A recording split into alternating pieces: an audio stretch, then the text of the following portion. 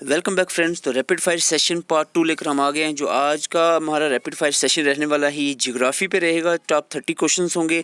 पहले की तरह जैसे मैंने पहले सेट में आपको बताया था कि यहाँ पर ओनली 3 सेकंड्स आपको मिलेंगे आंसर करने के लिए, तो जल्दी से आपने आंसर करने हैं। और लास्ट के 5 क्वेश्चन आज के सेट में लास्ट के 5 क्वेश्चन थोड़े से कॉम्प्लिकेट रखे हैं। जो लास्ट के पाँचों क्रैक करता है तो उसका मतलब है कि आपकी जियोग्राफी की प्रिपरेशन अच्छी चल रही है। तो आइए स्टार्ट करते हैं। सबसे पहला क्वेश्चन है विच of the following is the highest pass that falls on the boundary of Jammu and Kashmir and China. ठीक है, जम्मू एंड कश्मीर और चाइना के बीच में एक हाईएस्ट पास है। जल्दी से उसका आंसर करें, जल्दी से बताएं कौन सा ऐसा पास है जो जम्मू एंड कश्मीर और चाइना के बीच में है। That is Karakoram pass. Very good. कोई एक्सप्लेनेशन नहीं होने वाली है, एक रैपिड फायर सेशन है। तो आंसर करें which river valley is the example off ramp valley. कौन सी रिवर वैली को रैंप वैली कहा जाता है? जल्दी से आंसर करें। रैंप वैली कहा जाता है यहाँ पर ब्रह्मपुत्रा रिवर वैली को रैंप वैली कहा जाता है। Question number 3, which one is responsible for receiving the most rainfall India. India में सबसे ज़्यादा रैनफॉल किससे होती है? North east monsoon, south west cyclone, westerly winds. जल्दी से आंसर करें। तो आई होप सबको क्वेश्चन का आंसर आना चाहिए। तो इसका आंसर है साउथ वेस्ट मानसून से सबसे ज़्यादा रैनफॉल होती है इंडिया के अंदर। विच one is the correctly match. इनमें से कौन सी जो पेयर है वो करेक्टली मैच है? नथुला पास सिक्किम में है, जल्दी से बताएं। मन्ना पास जम्मू एंड कश्मीर, जोजिला। तो आप सब देखो, आपको पता है मन्ना जम्मू एंड कश्मीर तो है नहीं है, ये करेक्ट नहीं है। तो आपको करेक्ट बताना है। रोहतंग पास मणिपुर में तो है नहीं है, ये इधर शायद हिमाचल प्रदेश की तरफ है। तो ये जोजिला जो है इधर ही हमारे लद्दाख या जम्मू कश्मीर के एरिया में है।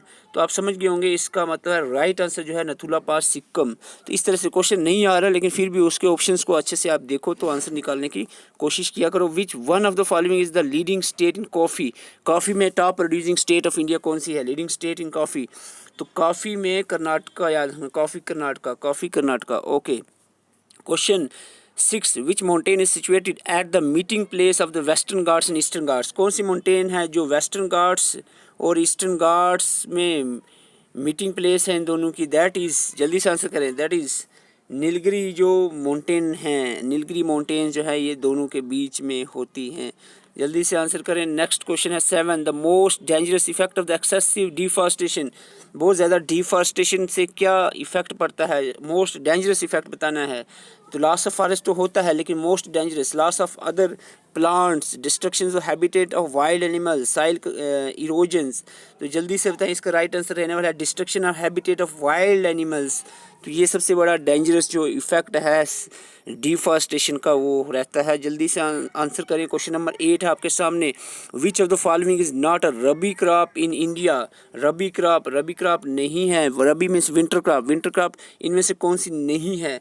तो जल्दी से आंसर करें। वीट जो है ये रबी है, जो रबी है, राइप सीड रबी है। तो jute is the kharif crop, तो ये रबी नहीं है, इसका आंसर रहेगा जूट।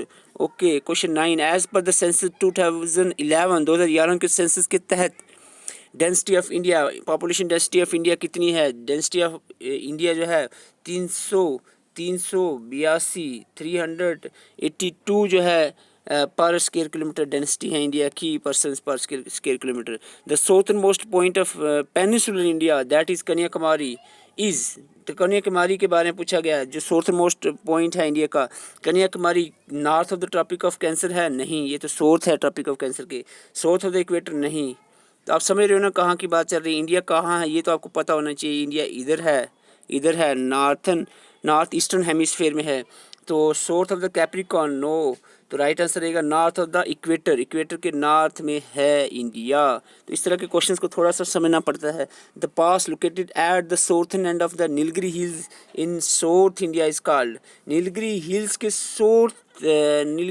के साउथर्न एंड में आपने बताना कौन सा पास है। It is that is Palghat gap जो है ये लोकेटेड है। तो ये आपने याद रखना है। Question 12, which of the following group of reverse originated from the Himachal mountains. देखो इस तरह के क्वेश्चन बुक्स में नहीं मिलते होते हैं, जो एग्ज़ाम में आते हैं ना उसमें 40 क्वेश्चन आपके आएंगे जो बुक्स वगैरह से, जो अपने नोट्स बुक से पढ़े होते हैं।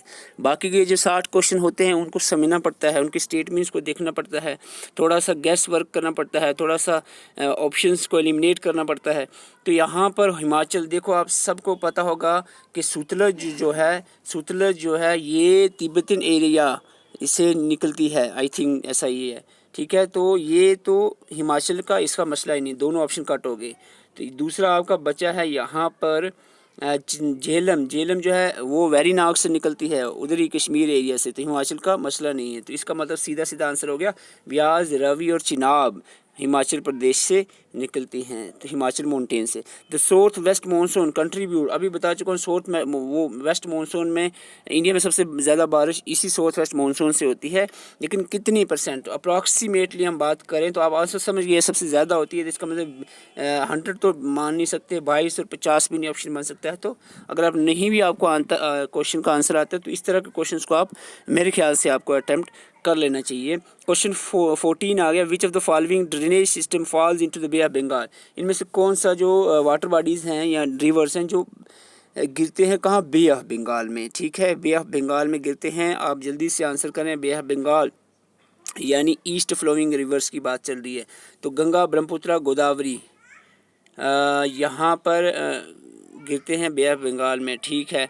तो महानदी, कृष्णा, कावेरी, लूनी, नर्मदा, ताप्ती। तो इसका राइट आंसर रहने वाला यहाँ पर गंगा, ब्रह्मपुत्र और गोदावरी। तो ये जो है बे ऑफ बंगाल में गिरते हैं। अगर आपको यहाँ ऑप्शन में होता कि अराबियन सी में इनमें बताओ, तो ये तीनों जो लूनी, नर्मदा और तापी ये अराबियन सी में गिरते हैं, ये भी आप याद रखें। Okay, which of the following drainage system falls into the bay of Bengal. Sorry ये क्वेश्चन रिपीट हो गया 14। The oldest oil refinery in India is at. तो इंडिया की सबसे पुरानी जो ऑयल रिफाइनरी है वो कहाँ पर है, तो वो कौन सी और कहाँ पर है, ये है आपकी दिबगोई असम में, दिबगोई असम में। Okay, question number 16, which of the following important rivers of India does not originate from the western Ghats. बिल्कुल कंफ्यूज नहीं होना है, वेस्टर्न घाट्स से इनमें से कौन सा रिवर ओरिजिनेट नहीं होता है।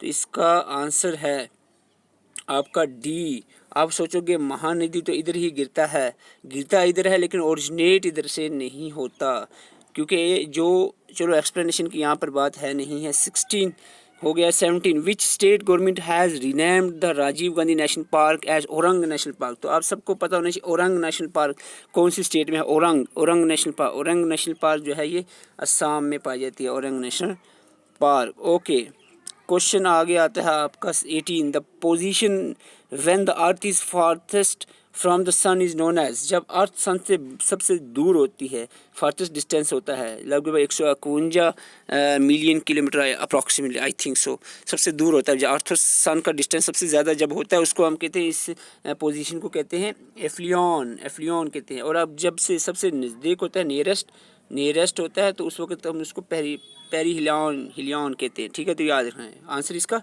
सी है, C. Okay, question number 19, which of the following conference was related to the green house summit. तो ग्रीन हाउस से जो कॉन्फ्रेंस का अगर या प्रोटोकॉल का या कन्वेंशन का पूछा जाए तो क्योटो याद रखना है। अगर आपको CFC क्लोरोफ्लोरोकार्बन्स या ओजोन के रिलेटेड पूछा जाए तो मॉन्ट्रियल याद रखना है। अगर आपको सस्टेनेबल डेवलपमेंट के बारे में पूछा जाए तो सस्टेनेबल गोल्स के बारे में तो रायो समिट याद रखना है। Question 20, which rock is considered to be the base of all the rocks. इनमें से कौन से रॉक की टाइप है जो सब रॉक का बेस है, that is igneous rock are the base of all the rocks.